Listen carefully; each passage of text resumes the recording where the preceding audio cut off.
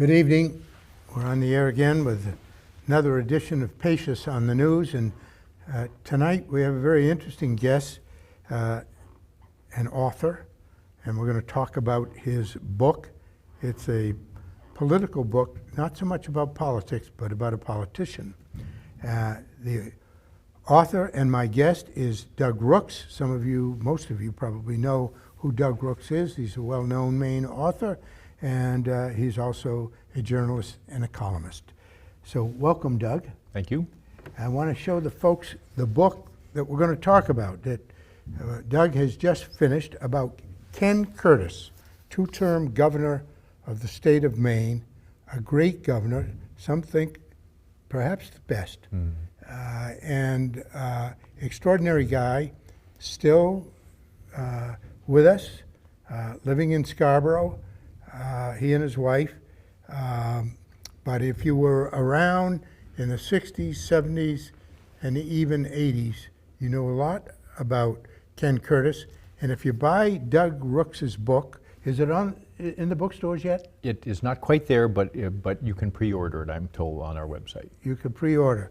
And so if you buy the book or order the book and then get it, you're going to find out a lot about Ken Curtis. I know Ken Curtis and I know him very well, but I was thumbing through the book, and there's things in here that I learned about Ken Curtis. So Doug, tell us, Transformational. That's the name of the book. Transformational, Ken Curtis, Maine's reform governor. And he was the governor from 1967 to January of 1975, right? Yes. Okay. So why is the book called Transformational? I think it's called Transformational because that is what Ken, with much help from the legislature and others, transformed state government. The state government that we see today is very much the way the Curtis forces and their helpful allies in the legislature made it. So many important state agencies did not exist at the time. The important agencies that did exist were not under the control of the governor, many of them. He could appoint many people but not fire them. And he created the structure of state government, the cabinet government. Now, most states got cabinet government eventually, but not the kind Maine did. Maine was he took a huge number of independent agencies, and it was pretty much his entire second term he spent finishing that job.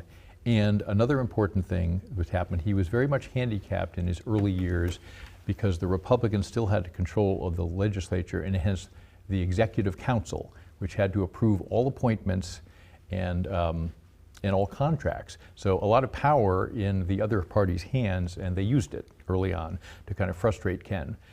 A longtime Democratic Party objective was to abolish the legislative council, the executive council, and when he was succeeded by John Martin as Speaker of the House, they did that, and they abolished the executive council. But it's amazing what he accomplished, and he had to deal with the executive council his entire 8 years, a Republican legislature his entire 8 years, and no cabinet government. This is what he bequeathed to the future. So that's why he was transformative and why I call the book Transformational. So tell us a little bit about Ken Curtis, because many people watching this show weren't even born when he was governor. So give them a little flavor of this guy. Ken, well, the phrase salt of the earth, which is an old phrase, occurs to me. Ken was a descendant from Curtis's going way back almost to the Mayflower. So the Curtis family was well established in Massachusetts and then in Maine back in the 1600s and 1700s. There's a long family tree that Ken actually gave me. I'm not sure he really spent much time studying it. I didn't have time to go through the intricacies of his ancestry, but it was a very old family that goes right back to England, and they came over to this country, like many other people from England, and established themselves. It was a numerous clan, but Ken was kind of at the tail end of farming. The whistle stop along what's now the CSX line, then the Maine Central, is called Curtis Corners. And it was a depot, and they had to come and find a name for it, so they named them after the most prominent family. So Curtis Corners is still on the map. You can find it on Delorme and elsewhere in the town of Leeds. But Leeds itself is a tiny place. So Ken was growing up on a farm, and he said he saw his father working himself to death, literally. And subsistence farming, which was pretty much what they practiced. And it was during the Depression. It was a terrible time for every place in this country economically, but particularly for rural Maine. So in his early years, he wanted to get out of this. He wanted to do something different. He wanted something, but he translated that into his desires for the entire state of Maine. And that's how he ended up making a difference. He came from very humble origins and went to public institutions all the way through. He went to public school. He went to Coney High School and graduated from there. He decided to go to college at Maine Maritime, partly because there was free tuition, and he went to the University of Maine Law School on his own dime. So he worked his way up, and then he was able to move out into a tremendously comprehensive legislative agenda, which George Mitchell was probably the most prominent person, then party chair, helping him to put his platform and his agenda together. And it's an amazing agenda. Even reading it today, it's breathtaking. So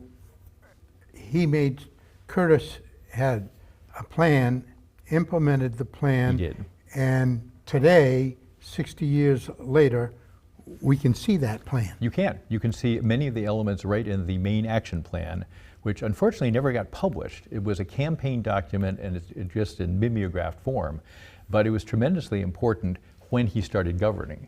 It was kind of a campaign.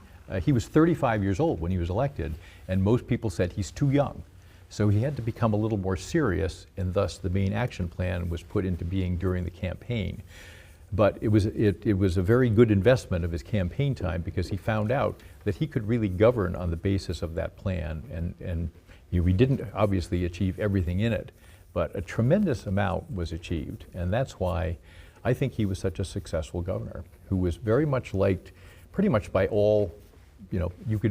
Even today, it's hard to find somebody saying a bad word about Ken Curtis.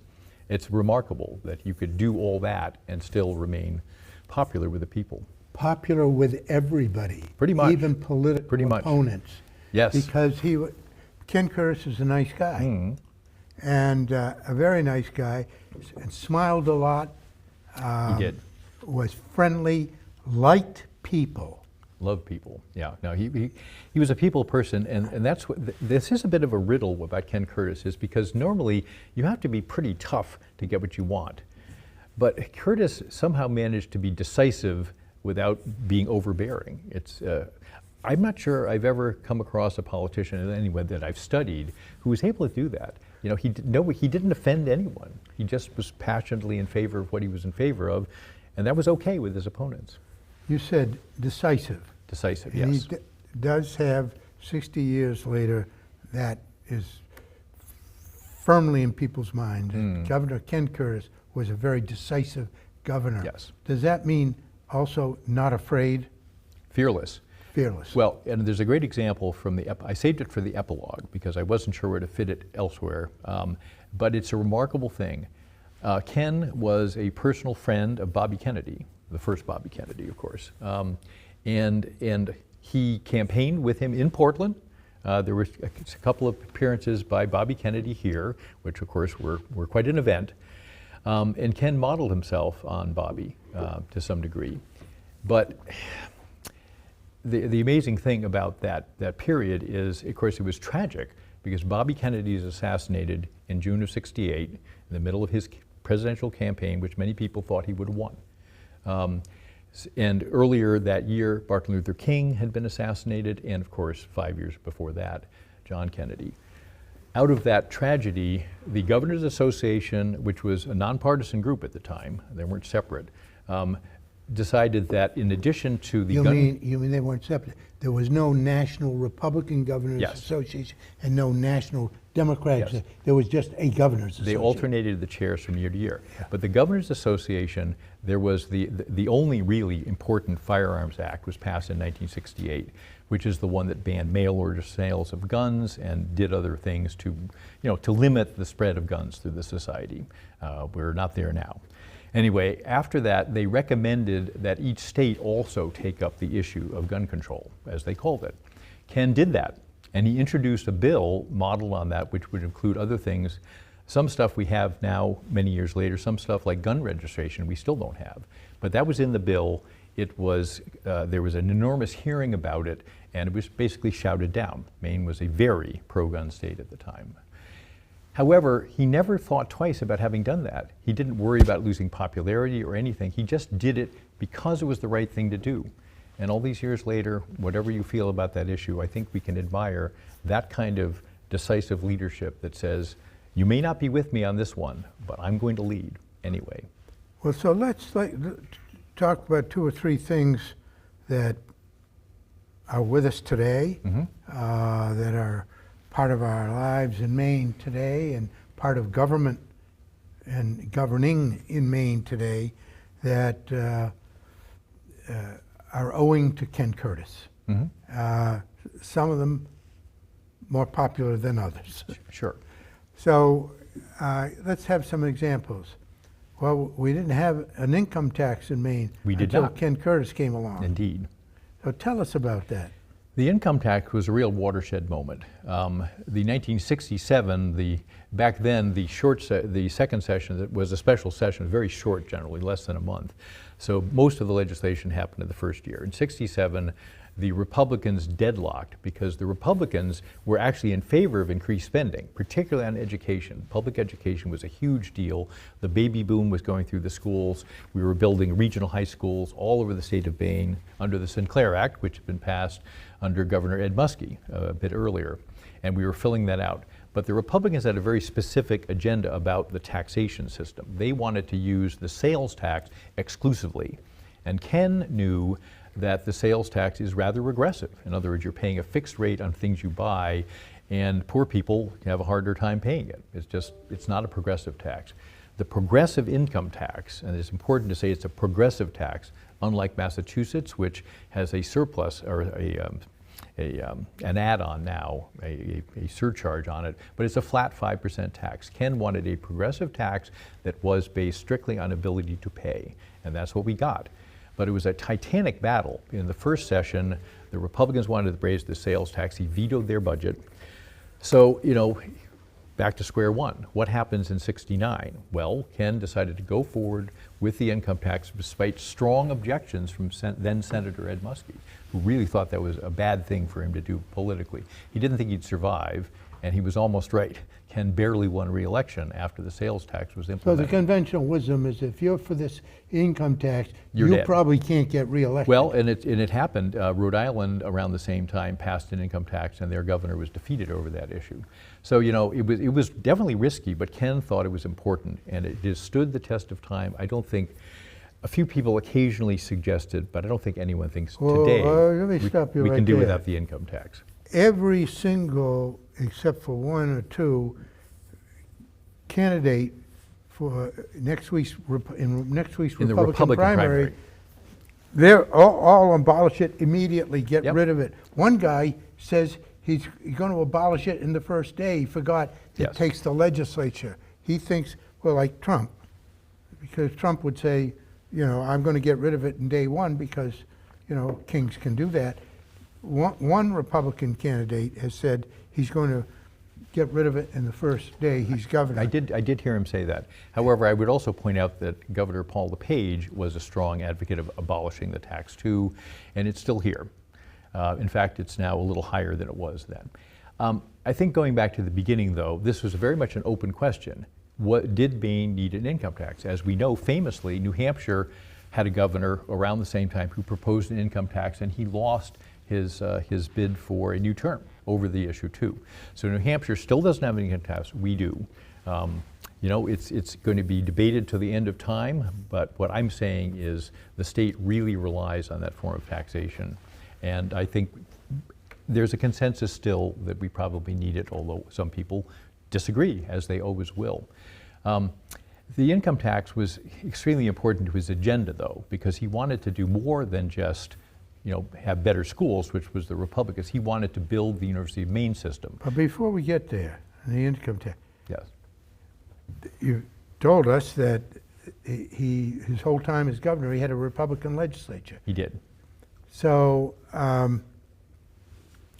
Republican legislature had to pass the income tax They did, by 2/3. by 2/3. Yes, it So seems how in the world did this idealistic but practical at the same time Democratic governor get a Republican legislature to pass and enact an income tax? By the skin of their teeth. I mean, it absolutely was a touch and go. It's a very dramatic I've moment. got good. Couldn't be too close. You needed 2/3. Yes, and you needed 101 votes in the House, and that was an enormous undertaking.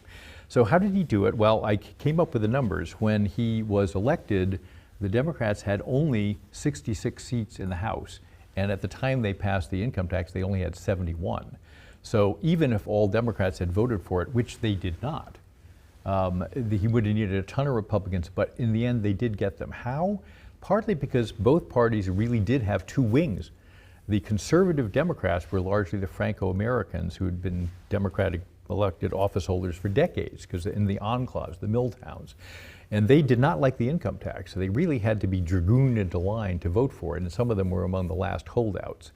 But there's a very funny story in the book about the very last holdout Democrat, who was a guy named Nick Danton from Old Orchard Beach, a very old-time politician, a restaurant owner, who had to be persuaded by Severin Beliveau to come to the State House and cast the decisive vote, which he did under duress.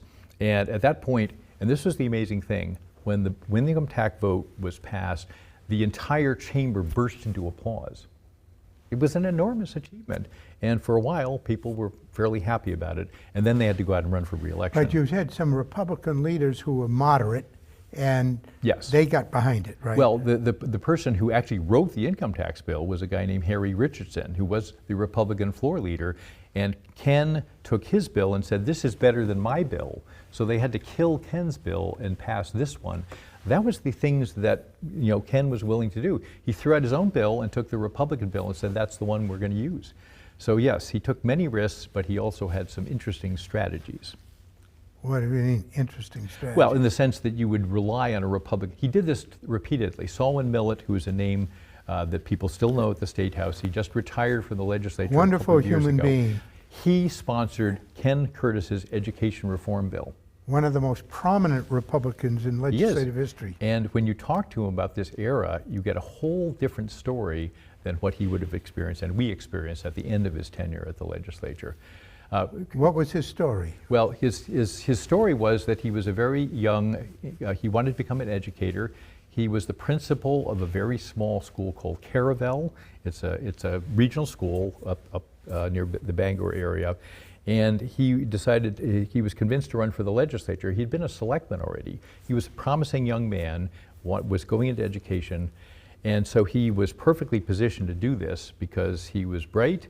He was in favor of the income tax because he could see the benefits for education. And he not only became, his career kind of blossomed. He served in the legislature. He was also the first director of the Maine School Management Association, which is the governing, well, not governing, but it's the association of all the superintendents and principals in the state.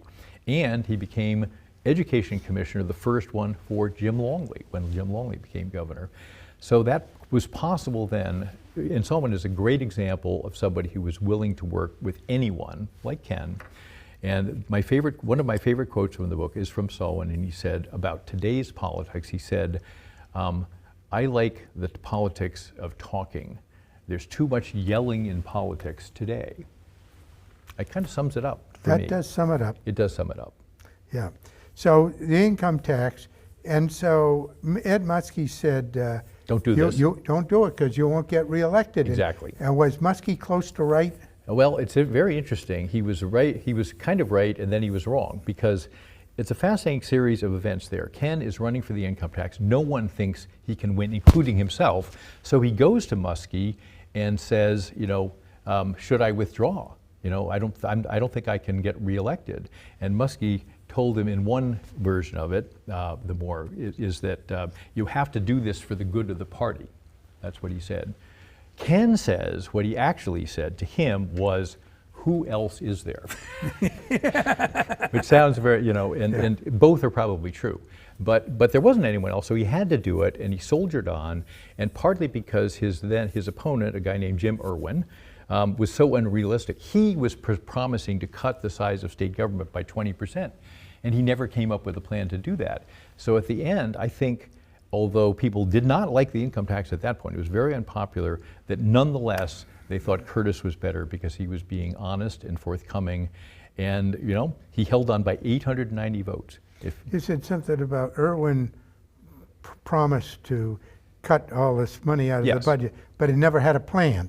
He never announced how. No, Ken had a plan the first time. He didn't. He had an updated plan. No, but I'm saying Irwin didn't have a plan. No, he did not have a plan. He never presented anything in the press. But isn't that said? Here we are 60 years later, and all of the Republicans running say they're going to cut the budget by hundreds of millions of dollars in Maine, but not one specific area of cuts. Yeah, because cuts are very unpopular with the voters. Okay. We've been going through this ever since Ronald Reagan. People want to pay lower taxes, but they don't want to have fewer services. This is our little, kind of shtick as voters. But the follow-up to your question about Ed Muskie, was he right? In 1971, certain groups were pushing to repeal the income tax, so they got it on the ballot, and would be very different today, but the Maine school management people, the Maine Municipal Association, they all campaigned for the income tax. Ken spoke extensively, but most of the work was done at the grassroots level, and the voters rejected the repeal of the income tax by 3-1. It was astonishing, after which Muskie calls up Curtis and said, I guess the income tax is a lot more popular than you are. But once people understood the income tax, Ken Curtis became very popular. How much so Curtis got the income tax enacted? Yes. The first time Maine had an income tax, and then had to run for re-election. The next year. And did he win in a landslide? 890 votes. 890. Literally, that was the margin, far less than 1%. They started recounting it, and then Irwin couldn't see any more votes, so they gave it up. But and there were some very close elections during that period where the governorship was decided by 500 to 1,000 votes. Maine could have gone in very different directions at different times based on that. So that's one example of his decisiveness and his fearlessness. What else did he do that was transformational? Well, some of it was more kind of inside state government, but I would say his commitment to both economic development, including industrial development, which didn't take place as much as he hoped, although that was the boom period for building paper mills.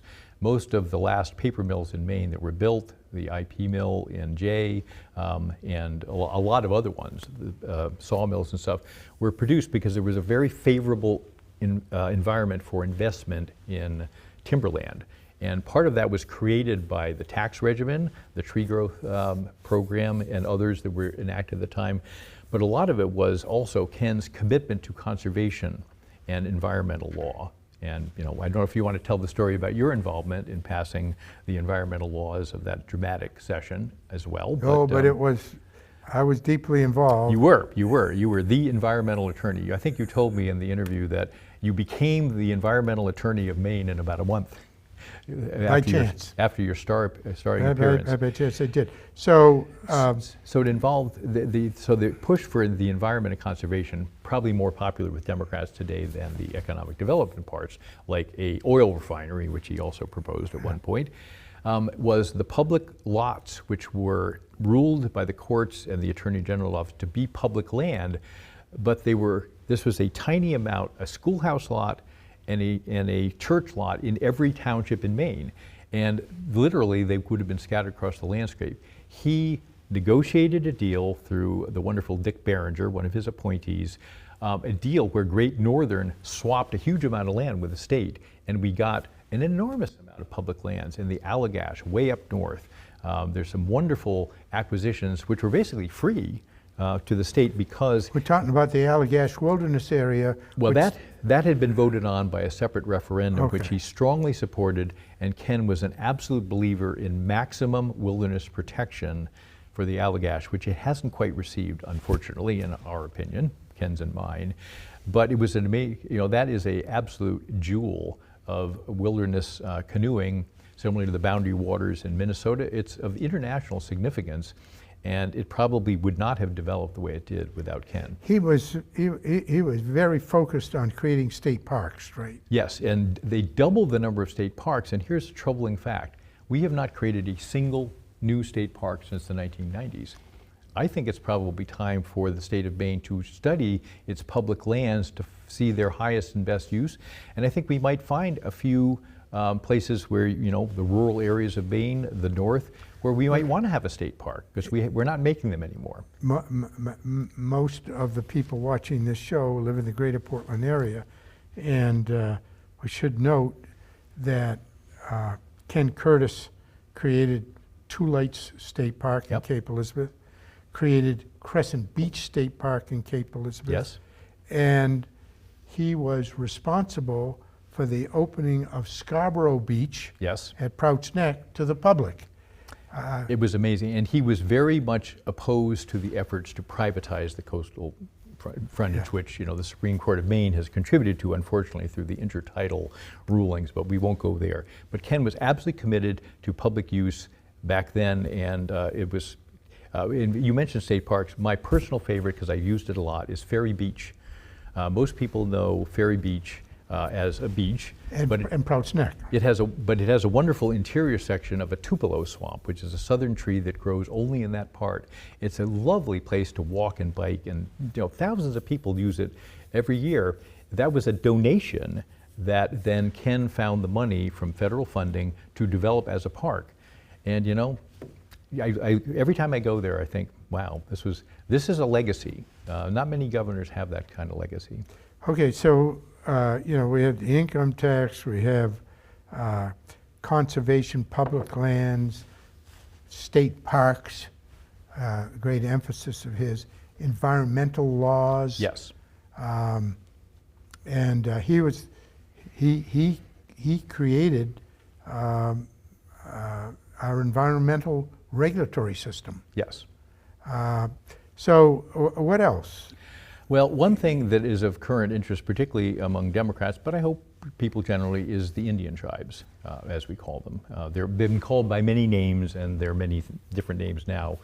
But Ken was the only, and I mean the only governor of his day, and long after that, who was totally committed to what we would consider to be sovereignty for the tribes and improving their lot, basically. It's hard, there was tremendous rural poverty throughout Maine, but it was worse on the Indian reservations. What was then the Pleasant Point Reservation and Indian Island, the Penobscot Reservation as well. It's heartbreaking to read about, the dropout rates of like 90%. I mean, kids were struggling, families were struggling, and Ken was dedicated to doing that. And when they formed the cabinet, he insisted that it was called the Department of Indian Affairs, became a cabinet post. So there was a cabinet commissioner, part of that, and it was downgraded by Jim Longley, and then it went away with the land claim settlement, which is too bad, because Curtis, absolutely did more for the tribes than any governor up to that time. You say they did away with Jim Longley and then the agreement. He reduced it to a bureau. Yeah, but the tribes made a deal, didn't they? They did, and a lot of people have had second thoughts about that deal. So you mean some of them now say we shouldn't have made a deal, but we did? I'm not up on the current thinking of everybody, but I can tell you that it was definitely a compromise under some duress, because Jimmy Carter was going out of office and everyone thought that Ronald Reagan might just veto the whole thing. So there was a lot of pressure for settlement. The people who negotiated it for the state absolutely believe in that agreement. John Patterson has written extensively on this. Many of my friends have told me why it was a good deal. Joe Brennan was the governor. And I dissent a bit from that. I think we could have, whatever we did Joe at Brennan that was point, the Attorney General. He was the Attorney General who was defending the state against the land claims. This is too much for one show, but there were many lawsuits by the Indian tribes throughout the country claiming enormous parts, probably somewhere between half and 2/3 of the state of Maine. They were trying to claim and saying, this is our land. So it was a huge threat to ownership rights, property rights, and when the First Circuit Court of Appeals refused to dismiss one of these claims, the state decided it was time to settle, and fortunately they had they had Ed Muskie as the lead senator and Jimmy Carter, who was willing to sign a bill for a lot of money, almost $80 million, which did benefit the tribes enormously for a while, but with all the improvements in federal law since then, they've kind of fallen behind now. So you can see both sides. It was a great deal at the time. Now it doesn't seem like such a good deal. Okay. Happens I'm a lawyer. Yes. Happens a lot. It does. It does. People Buyer are sorry remorse. about the deal they made. So, but let's talk about he totally reorganized the state government, right? That was a very tricky thing to do, and there were many things that didn't happen, and I'm interested in those. For instance, all of the Great Lakes states in that area, they all have sort of rather large, powerful departments of natural resources because they have things like our Department of Conservation and Agriculture and Environmental Protection and Fish and Wildlife and also Marine Resources in our case. They're all together with one commissioner with a big budget and pretty good funding. Ken pushed for that because that's what he thought, but he couldn't get it.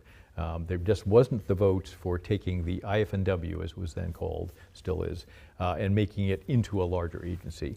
The Maine Forest Service fought bitterly about being included in the Department of Conservation, but they lost that one. So those were very important decisions that still shape state government. We haven't had a governor since then who wants to go back to rethink those, but perhaps we should.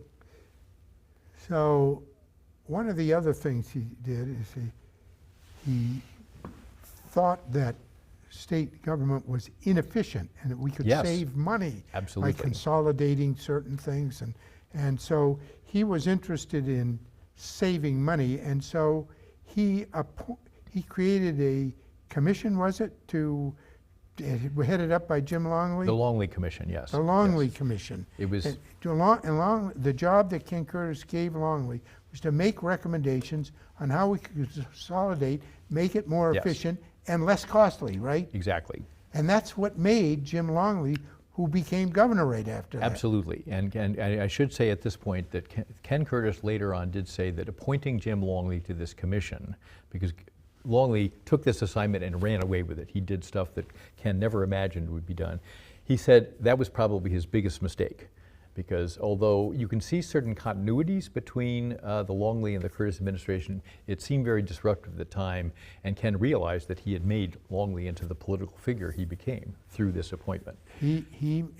No one ever heard of Jim Longley, but Jim Longley was a very successful insurance guy in the Lewiston area. Very. He was the best salesman in Maine, I think. He was a great salesman. Yes, he was. And he was a Democrat, and he was an active Democrat. I happen to know that because I was active in the Democratic Party. Mm-hmm. I was the Democratic chairman. Jim Longley was a very active Democrat in the Lewiston area, and a supporter of Ken Curtis's. Yes. And so Ken asked Jim, who he was friendly with, to do this, and Jim did it, and it made him governor. I did, but I should point out also, in the interest of historical accuracy, that Longley was not his first choice.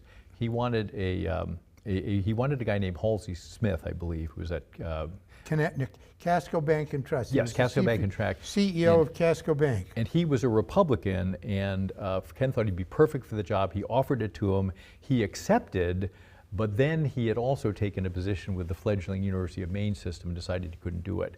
And Curtis's staff said, whatever you do, don't appoint Jim Longley, because he's not being honest with you about his political ambitions. He did appoint him, and the consequences were what they were.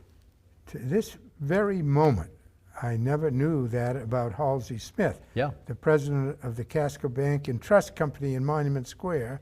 This very moment, I knew Halsey Smith very well. In fact, when I was deciding on where to go to college, Halsey Smith influenced me, and I went to the same college that Halsey Smith went to. Well, I'm going to put you on the spot then. Do you think he would have done a better job at the assignment than Jim Longley did? He was a very, very smart, talented guy. I think he would have done a better job. No question about it. And highly respected. Yeah. by both parties, and that was the Yeah. essence. There were so many Yeah. Republicans who And he was became- he was a real Republican. Oh, yeah, No question yeah. about that. No. But I'm glad to know that Curtis asked him first. He did, and he may have asked somebody else. Ken couldn't remember, Yeah. but Longley was the guy who got the job and took it in a direction that I think You're Ken telling was. good stories. You even told a few minutes ago the Nick Danton story about needing his vote to pass the income tax. That is one of my favorites. That is absolutely a wonderful Well, moment of the book. and of course, I knew Nick Danton very well, Mhm. extremely well. And the other detail to that story is when Bellevue, Severin called Mhm. Nick and said, you got to come up here and vote. And Nick was hiding out. He didn't want to vote on it. No, he did not. And he probably was against the income tax. Yep. His constituents, which were mostly Franco-Americans in Biddeford, were Correct. against the income tax. Correct. So he was hiding. And so when Bellevue got hold of him, he got him in his, Nick was a lawyer, but he also had a restaurant. Yes. That He was at the called- restaurant. restaurant called the Depot Spa near the railroad station in Old Orchard Beach. And he said, Nick, we need you up there. I'm busy. He said, what are you doing? He said, squeezing orange juice. Yes, this is in the book. That's in the book? This is in the book. Yes, it is. Squeezing He tells it orange, well. Orange juice. Yeah. And he says, you're going to come up here. And they sent a state police car for him. They did. But do you remember what else got talked about during that conversation? No. Oh, a apparent- judgeship. Oh, yeah. He had yeah. a judgeship, but Yeah. this is good though, because basically Severin said to him, you know about the judgeship, and he said, well, I don't know, I still don't know, and he said, look, if you don't do this, you'll never get the judgeship. Right. But apparently Ken was already thinking of him and did Yeah. make that appointment, Right. and he turned out to, although not the likeliest judge, he turned out to be a very good judge and ended up as the chief judge of the district courts. Correct. he So did. that turned out to be a good appointment, although the political connection is very amusing. That's right. So, what other things? Let me ask you this. We talked a little bit about at the beginning about what kind of a human being Ken Curtis Mhm. was. And you said everybody liked him. Yes, They trust him. they did. Yeah. Yeah, I mean, everybody tells lies, but Curtis never lied in any context Yeah. where it would matter. He probably spared other people's feelings, but he did have some unique management abilities which allowed him to become pretty honest with people. And I loved the way he dealt with personnel. This is a big problem for a governor, because every governor appoints people who turn out not to be very good at the job. And he did. There were a few people from his campaign and stuff who were really performing very well. But he did not fire anyone. What he did was he would move that person to a different position in the administration, which may or may not have had equal responsibility or pay. And then, as he said, they would decide whether they wanted to stay or not. So he never actually had to fire people, so he never had to tell them to their face, you're not doing the job. But He managed it. But people, Republicans, Democrats, they all thought he was an honest guy. Absolutely, he never, we've had some incidents, unfortunately, in more recent times where legislative leaders would go into a caucus, make a deal and come back, and then not even really sell it to their caucus. That is tremendously destructive of trust around the State House. And I don't think, I would be surprised if anyone can come up with an episode where Ken did that. He always kept his word, even if it was painful and he had to tell his own people, nope, we're not going to do what you want me to do. I already agreed to do this. His word was his bond. You didn't need it in writing. You just knew that when he said something, he would do it. So we're in an age, I call it the Trumpist age. Okay. The age of Trump. And it truly is the age of Trump. I mean, here we have an individual, Yes. a real estate developer who 100% is the dictator of one of our two major political parties. Mhm. And to be fair, perhaps Franklin Roosevelt was close to the same thing during the Roosevelt era. He could have been. Yeah, I mean, I think there's some similarities. there are certain, the opportunity was certainly there, Yeah, particularly. so he had great control over the Democratic Party. Yes. And Donald Trump owns the Republican Party, 100%. I like the New York Times description of it's a wholly owned subsidiary of Trump Inc. Yeah. You know, he really does own the party, and it's frightening. I think we can Frightening, just say but it's frightening. remarkable. I mean, think of That too. how this guy did it. I mean, everybody who have their own theories. I think it's Roy Cohn taught him well. I think the way it's operated is similar to the way Roy Cohn's clients operated. It's the same theory: fear and still threatening, fear, yes. and we'll get you, and don't cross me. And if you cross me, you're going to be punished severely. And it works. Well, it does up to a point.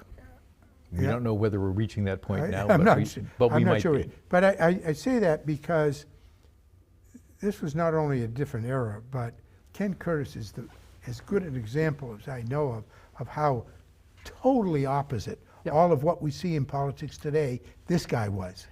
You know, and no one really did that. I mean, they attacked each other politically for sure, and with some colorful language. I love the Harrison Richardson, the architect of the income tax, was the leader, and he had to really say things. And he said himself, yeah, I was the one who was given the job of saying Ken Curtis was too dumb to pour piss out of a boot. But you know, later we became friends, but it took a while. There's always going to be these partisan battles. It's normal. You know, one of my favorite things from a different book is Bob Dole and George Mitchell going at it day after day on the Senate floor. They're hammering away at each The other. Republican leader of the Senate and the Democratic leader of the Senate. But they already kind of knew the outcome, and they knew that they had to do this because they had to represent their parties, but then they had to make the deal. And the problem now is we get just the representing the parties and no deal, or certainly not a bipartisan deal. Well, that's another element that we ought to discuss in the context of Ken Curtis's governorship. Yes. And the distinction between that era and this. Things got done. And the only way things can get done in a democracy, in a democracy such as ours, is compromise. You cannot get anything done without compromise. Well, but you hear politicians on both sides saying, I'm a man or a woman of principle. Therefore, because I'm a person of principle, I do not compromise. That's the wackiest thing, but people say that. Well, they do, although principles are broad and overarching, and deals that you make legislatively don't usually involve principle. In fact, you know, you look at the horse trading, that even in great legislation, that I'm sure there was this going on in the Social Security Act and stuff. It's inevitable in the process, but it's only part of the process, and now it's kind of subsumed the process. The legislators that Ken Curtis dealt with never lost sight of that. And I think you make an important point. It's not that you get to the compromise immediately. You do present your cases vigorously, but then you figure out, and usually both sides or all sides have something to contribute. This we've also leached out of the legislative process. There are some good ideas like the income tax. It was a better Republican bill than his, so he took it up. You know, he had key Republicans like Solomon Miller to sponsor his major legislation. You'd never do that today, because you know you'd be betraying your party, but it works. And maybe coming out of, if we get to the post-Trump era soon, maybe that's where we should be looking, is where can we cross up expectations by getting different people involved who have been disenfranchised, literally. So on the you floor of the agree House. that compromise is, politicians are against compromise these days. Well, say they're for it. Some of them may be it, but I would also point out, though, that compromise tends to come at the end of the process and not at the beginning. You know, we used to talk about people compromising with themselves, and that happens too. Well, the product of compromise is legislation allegedly to make life better for the American people. Indeed. So what is the legislation? We know that when Obama was president, the leader of the Senate, Mitch McConnell, said, our job is to make sure no legislation gets passed. And that was very unfortunate. And he said that. He did. Our job He is did. to make And sure. he's- So there was no compromise. There was no bipartisanship during that Obama era. Today, I mean, right now we've had the president is around in his first term, 4 years, 2 years almost into his second term, Trump. And what legislation passed? No bipartisan legislation, zero. No, the budget is about the only thing that really did pass. Budget. And they would say, well, what did you accomplish? We lowered taxes. So that's it. Yes. Nothing about, people are out of work, education is a problem, healthcare is a problem, infrastructure is a problem, lip service, but no legislation. I got to insert something here. I worked for President Johnson, who is,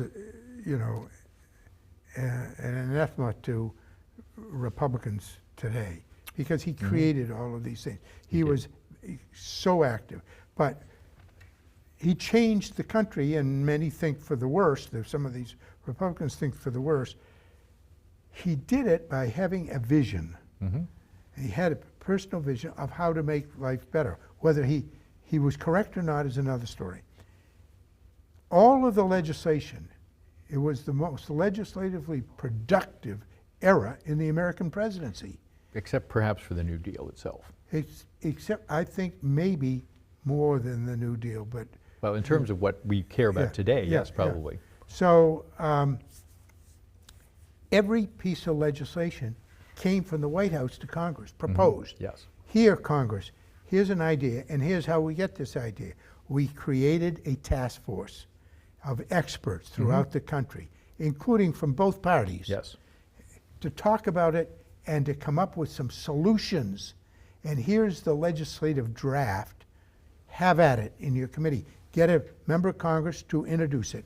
So there are 50 or 60 of these task force that propose legislation and sent them to Congress, much of it enacted. Yes, well, that's a really interesting parallel, because although I think Ken modeled himself on Bobby Kennedy as a campaigner, he absolutely learned from Lyndon Johnson. He made some very interesting remarks about Johnson that I quote in the book. But yes, he did the same thing. Before this major legislation on housing, there were just dozens of task forces, and they all were charged to come up with a bill, and then they went to work and passed the bill that they recommended. Presidents of Colby and Bates and stuff were in charge of commissions. We did things. Task force were not there to write a report that's forgotten. It was to do it. And I think he did model that on the Great Society effort as well. And one of my early titles for the book involved the Great Society. And then I decided, I don't think people will gravitate to that word as much. But he really did implement much of what the Great Society wanted to do in Maine. And he did it, and he could do it partly because he was not carried down in the flames of Vietnam the way Johnson was. That's true. And that was a big difference between them. But you're right. As you were speaking, I was thinking you emphasized, among other things, the fact that Ken was a great fan of parks and public lands, and so was Johnson. Yes. And Johnson was in, highway beautification and things like that. A lot of active Republicans would find that laughable today, that the government should be interested in highway beautification. That's absurd, and that's as woke as you can get. I'd like to think that people actually still care about that stuff, and they don't I like think they do, litter and stuff. But the politicians say it's woke. Well, maybe we should give the politicians a lesson on that one. I'm not sure we will, but yeah. I mean, the public supports an awful lot of stuff that is really bipartisan in nature. I've been trying to get recycling programs going in Maine again. It's a tough sell, but everybody supports it because Republicans who are very frugal, and actually are, like it because it saves energy, it saves money, and stuff like that. And the Democrats like it because it makes everything more beautiful when you do that. And so it's a natural thing. We got the bottle bill by referendum, and it was defended that way. There's a lot of things we actually agree on. It'd be lovely to work on some of that stuff and see what we can do. Very important what you just said. I agree with you. There is a lot that we agree on. But politicians sometimes, this acrimony between parties and labels and tribalism is an impediment to what the majority of the public wants often. Perhaps the public can express itself well in the next couple of elections. The saying that always stuck with me as a journalist, and I use it for journalism too, people would want us to retract a story, and I had to say, we can't retract that story. If it was wrong, it was wrong, but we can do another one. So, the cure for the ills of democracy, this is a famous saying, are more democracy. And it sounds kind of crazy, but it's true, because what other way do we have to redirect the government than through our votes? Ultimately, voters are in charge. They're not in charge. We have to keep telling ourselves that. And some politicians like Ken Curtis actually believed it, because he lost a bunch of battles over various things, including a couple of referendums. The public power referendum he cared deeply about. But he accepted the judgment of the voters and moved on, and that's what we all need to do more of.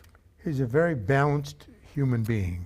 I would agree. I would agree. He seems to have, he was very appealing and very comfortable with everyone, and that was astonishing. I have a very, she's become a close friend, an elderly black woman who really loved Ken Curtis, and she talked about this, is that, he appointed black people to important posts in state government at a time when no one imagined doing that. I mean, Jerry Talbot was the very first representative, and that just happened like 2 years earlier. So he felt very comfortable with that. He appointed an Indian commissioner of the Department of Indian Affairs, which even the guy he appointed, John Stevens, said could never happen. So he was very comfortable in his own skin, and he did not, quote, discriminate against the people he associated with. They were all welcome. He has some flaws, and I could probably think of a couple if I did. But did you put any of them in the book? They're in there. Well, what other people thought his flaws were, perhaps. Yeah. As the author, I feel like I'm standing back a bit in reporting, because I am at basis a reporter and a journalist, and the book builds itself out of that way of looking at the world. But he was never ill-tempered, and he did, well, if you're talking about this, he did not like everything the press did. In fact, he particularly thought some editorials were rather peculiar. They were presumably asking him things that he couldn't do or weren't his responsibility, which was often true. It wasn't even, he didn't even control the department that they were complaining about. And he would get sometimes pretty furious, and he would dictate a letter to the editor, and they'd type it out, but usually by the time they finished typing it out, he decided, well, you just tossed it in the wastebasket. So he was not perfect, and he was a human being, of course, with and had an interesting post-gubernatorial career, which is documented in the last chapter of the book, that I knew nothing about. And it was very interesting to see where he was at one point allied with Angus King, then the governor, now our current U.S. Senator, and then on a big issue were very much opposed to each other. And it was just interesting how he worked that out. And he was asked specifically, well, you and Angus King are on different sides of this issue. And he said, we are, but we're still friends. Yeah. That's the kind of guy he is, and it's so different today. It's, unfortunately. Next week we have these primary elections in Maine. Do we have any Ken Curtises on the horizon in either party? This is the question that we're gonna have an answer to, I guess. See, since as a journalist, but also as a voter and somebody who cares deeply about politics, I'd have to say, in terms of elections, I've had way more disappointments than feeling great about on election day. I think most people have that experience. So you learn after a while to wait, to observe. I think possibly, and maybe the voters will find that person, and maybe they will become that person. But I think you could do a lot worse as the governor of Maine than be, quote, the next Ken Curtis. I think it would be a very successful governorship, and it might change the office again into something that is more the governor of all the people. I'd love to see that again. But he was giving people hope and saying, we can solve this problem, and hope, and it was all positive. Today, it's all negative. Well, it tends to be. The government stinks, this is the problem, you're all being abused, and I'm going to put a stop to it, and life must be terrible, and it's all negative, it's dark, and it wasn't dark, it was light when Ken Curtis was around. But it probably looked pretty black and dark when he started. I think good politics can create hope, which is kind of self-generating. We've been doing the opposite. You can clearly see this at the national level, and I'm sorry, even the state level. You know, sometimes when I'm reading about legislative debates, I feel for the Republicans in Maine, because they are in the minority, and it used to be in the minority you could still contribute to the outcome. Now it seems like they don't even want to talk to you. So I think that's not a good way to go about this. Terrible. I don't know I agree with you. exactly how to change it, but I do think the voters in their wisdom should be instructing people, we think we can get better, and if you're not going to deliver it, maybe we'll find somebody who can. Yeah, I'd love to see that again. And Maine, it is not good for Maine, No. and any Maine voter, no matter what tribe you're in, to have a system where the majority party absolutely dictates the budget. So this is the budget. No. We don't want any input from you folks in the other party. That's unhealthy. It's not helpful. It's wrong, and you're right. The only in a democracy, ultimately, the only power people have is the vote. It's sometimes we get frustrated by that, and sometimes you know, when things take maybe everybody agrees later, a wrong direction, it's hard to get it back. But what else is there? Otherwise, we will be ruled by kings and monarchs and autocrats and dictators, and we know that's worse. I think we do anyway. We'll see. It's being tested, shall we say? It's being tested, and you know, a lot of it just comes down to people who say, "Look, I'm for certain policy, and I don't care who it is, whichever candidate delivers that or tries to implement that policy, that's the one I'm for. I don't care anything about them. I don't care how they behave, what they think, or anything else. Are they for what I'm for? That's enough for me." And you know, I've thought a lot about that. I think about these things all the time, and I'm not right by a long shot all the time, but I read a lot, and that's how Hitler came to power, and that's why Hitler was very powerful, because they used to say, "You make the trains run on time." I like what he does. I don't like Hitler very much. He's not such a nice fellow, but you know what?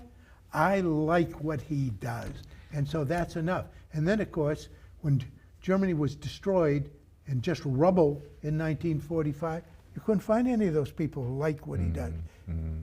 And most of them said, "I was never for him," but they were. It's a very profound and evil cycle of politics. Are we in the United States of America in 2026, where the Germans were in 1933? We certainly hope not. And I actually don't think so. You know, I think it's been tested. We're a much stronger democracy. We have the basis if we just use it correctly. And yes, and Ken Curtis, I mean, he did transform state government, but he did it through the general agreement and applause of the state. Buy the book, folks. We've run out of time. This is the book, Transformational, Ken Curtis, Maine's reformed governor. Even if you're too young to remember Ken Curtis, if you want to read about what politics can be like, read this book. Thanks very much for coming. I appreciate it very much. Thank you for having me, Harold. It's a pleasure.